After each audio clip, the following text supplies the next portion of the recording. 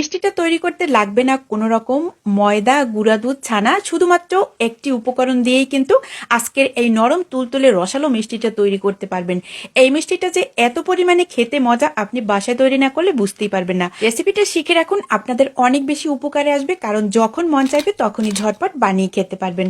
মিষ্টি তৈরি করার জন্য এখানে একটি বাটিতে নিয়ে নেব 4 পিস পরিমাণে এখানে পাউরুটি, তার সাথে দিয়ে দেবো কুসুম গরম দুধ হাফ কাপ পরিমাণে। এখন অপেক্ষা করব 5 থেকে 7 মিনিটের জন্য। আর এখানে নিয়েছি আমি এলাচের বিচি, তো ওই বীজটা হালকা একটু থেতো করে নিয়েছি, তার সাথে দিয়ে দেবো 1 টেবিল চামচের মতো গুঁড়া দুধ।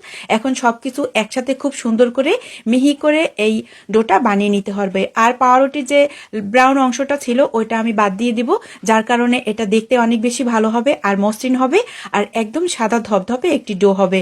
চাইলে কিন্তু আপনারা গুঁড়া দুধ বাদ দিতে পারেন, তবে গুঁড়া দুধ দিয়ে ডোটা একটু তৈরি করলে এটা থেকে দারুণ একটি ফ্লেভার পাওয়া যায় আর খেতে অনেক বেশি ভালো লাগে। ঢেকে রেখে দিয়েছিলাম 10 মিনিট। এখন ওইখান থেকে হাতে একটু তেল লাগিয়ে গোল গোল করে আমি এই গোলাপ জামুন মিষ্টিটা তৈরি করে নিব। যখন দুধ দিয়ে পাউরুটিটা ভিজাবেন তখন কিন্তু দুধের পরিমাণটা বেশি করা যাবে না, মানে বেশি দেয়া যাবে না, সেক্ষেত্রে কিন্তু ডোটা অনেক বেশি নরম হয়ে যাবে।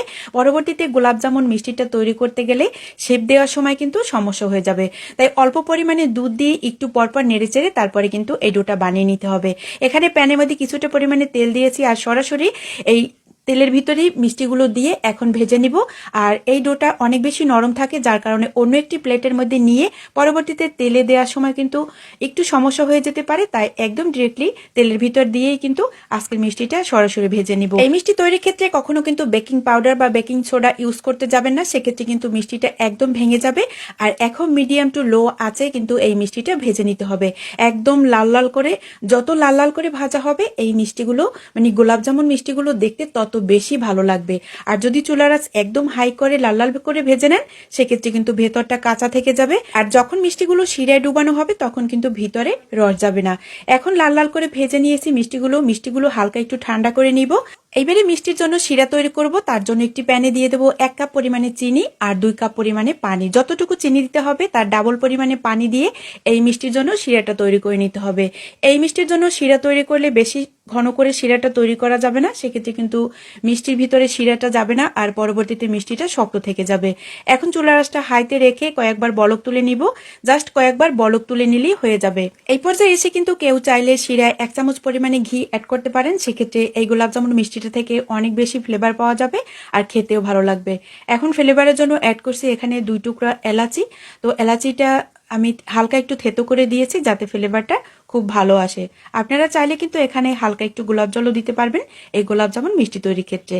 এখন শিরায় যখন কয়েকবার বলক চলে আসছে আর আরো একটু নেড়ে চেড়ে নিব। শিরাটা যাতে ঘন না হয় ওইভাবে কিন্তু জাল করে নিতে হবে।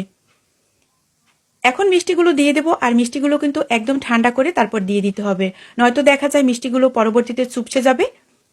মিষ্টিগুলো দেওয়ার পর যখন 7-8 বার বলক চলে আসবে নেড়েচেড়ে দিব আর এখন ঢাকনা দিয়ে অপেক্ষা করব 2 থেকে 3 মিনিটের মতো। তো মাঝে মাঝে ঢাকনাটা একটু খুলে দিব যাতে শিরাটা বাইরের দিকে চলে না আসে।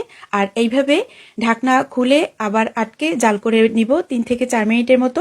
আর এইভাবে ঢেকে এখন রেখে দিব 1 ঘন্টার জন্য। এই 1 ঘন্টায় ভিতরে শিরাটা ঢুকবে। আর এখন একটু সার্ভ করে আপনাদের দেখাই যে মিষ্টিগুলো কতটা পারফেক্ট আর রসালো। হালকা একটু গুঁড়া দুধ দিয়ে একটু ডেকোরেশন করে নিব। এই মিষ্টিটা এখন অনেক বেশি নরম তুলতুলে আছে, ফ্রিজে রাখলে এটা কিন্তু একদম পারফেক্ট ভাবে সেট হয়ে যাবে। আর যদি রেসিপিটা ভালো লেগে থাকে চাইলে টাইমলাইনে শেয়ার করে রাখতে পারেন, যখন বানাবেন তখন একটু দেখে দেখে বানাবেন। আশা করি রেসিপি ভালো লাগবে। দেখা হবে নতুন পর্বে। সবাই অনেক বেশি ভালো থাকবেন। আল্লাহ হাফেজ।